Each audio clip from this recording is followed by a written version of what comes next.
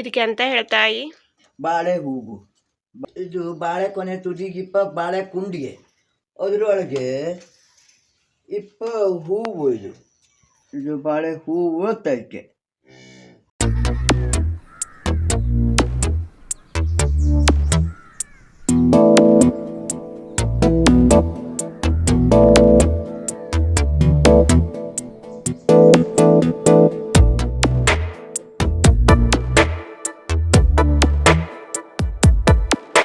ಈ ಜನುಮವೇ ದೊರಕಿದೆ ರುಚಿ ಸವಿಯಲು. ಆಹಾ ಆಹಾ,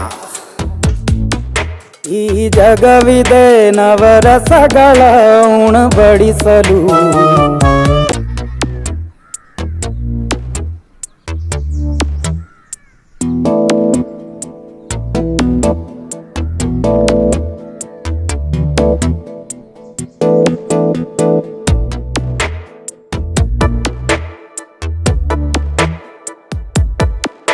ಈ ಜನುಮವೇ ದೊರಕಿದೆ ರುಚಿ ಸವಿಯಲು.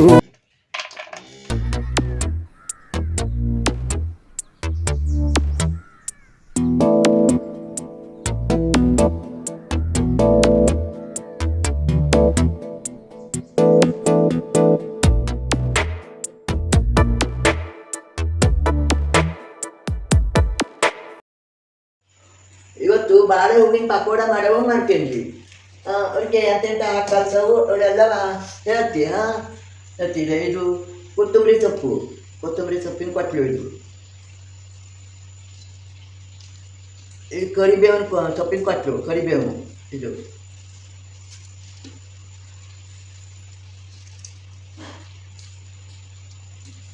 ಶುಂಠಿ ಕೊಚ್ಚಿಟ್ಕೊಂಡು ಶುಂಠಿ.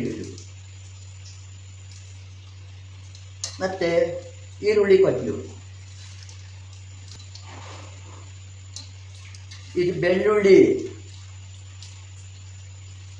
ಆಮೇಲೆ ಒಂದು ಸೌಟು ಮೊಸರು,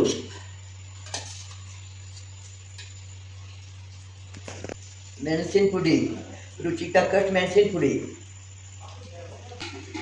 ಅರಿಶಿನ ಪುಡಿ, ಉಪ್ಪು, ರುಚಿಗೆ ತಕ್ಕಷ್ಟು ಉಪ್ಪು,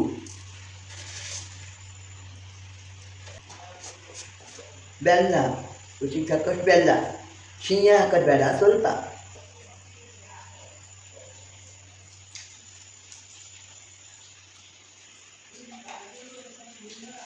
ಇದು ಕಡಲೆ ಹಿಟ್ಟು,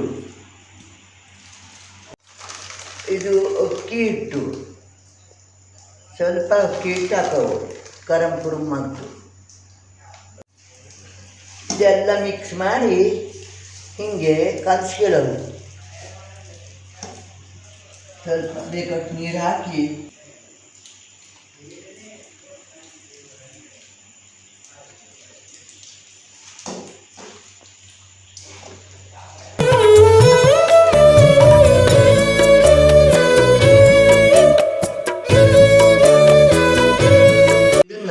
ಅದಕ್ಕೆ ಹಿಟ್ಟು ಕಲಿಸ್ಕೊಂಡು ಬಂಡೆಲ್ಲಿ ಬಿಡವು. ಇನ್ನು ತೆಳ್ಳಾಗೋತು ಅಂದರೆ ಬರ್ತಿಲ್ಲ ಅದು. ಇನ್ನು ತೆಳ್ಳಾದರೆ ಕೊತ್ತಂಬರಿ ಬೇರೆ ಹಿಟ್ಟು ಬೇರೆ ಆಗಿ ಬಂಡೆಲೆಲ್ಲ ಕಾರಬೇಕು. ಇದೇ ಅದಕ್ಕೆ ಬಂಡೆಲ್ಲಿ ಬಿಡವು.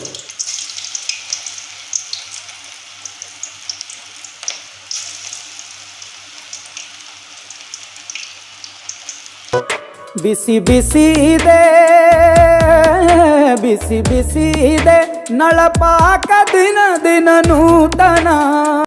ಇದು ಹಲಸಿನಕಾಯಿದೆಲ್ಲ ಮಾಡೋದು ಗೊತ್ತಿದ್ದಿತ್ತ. ಹಿಂಗೆ ಈ ಬಾಳೆ ಹೂವು ಒಂದು ದಿವಸವ ಮಾಡೋದು ಗೊತ್ತಾ ನೋಡೋಳಿ ಮಾಡಿ ಪ್ರಯೋಗಕ್ಕೆ ಎಂತ ಹಾಕು ನೋಡೋಳಿ ಸದಾ ಹಾಕು.